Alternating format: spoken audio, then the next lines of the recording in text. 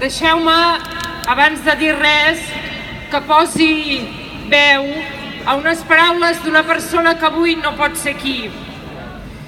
Des de la presó d'Estremera, escrites dilluns. Ahir vaig acomiadar el Carles Mundó, company de captiveri des que em van empresonar. Un home d'una formidable formació, amb el cap ben endreçat, compromès amb el país i amb els valors com la no violència i la justícia social i la llibertat per bandera.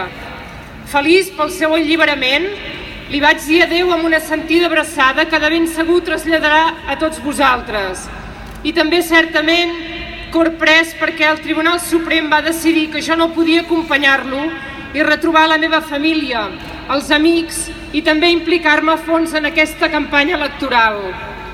La profunda sensació d'injustícia és el primer que se'm va fer avinent.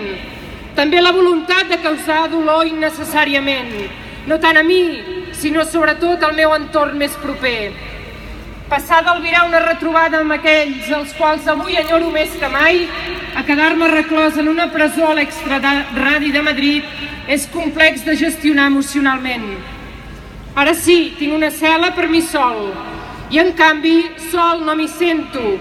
Em sento acompanyat de centenars de milers d'ànimes.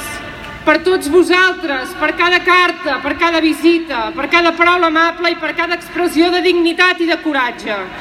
Seguiu, no defalliu mai, lluiteu amb un somriure, amb optimisme contagiós.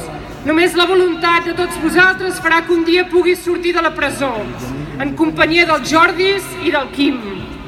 I el 21 de desembre, tothom a votar. Com vau fer l'1 d'octubre, a votar.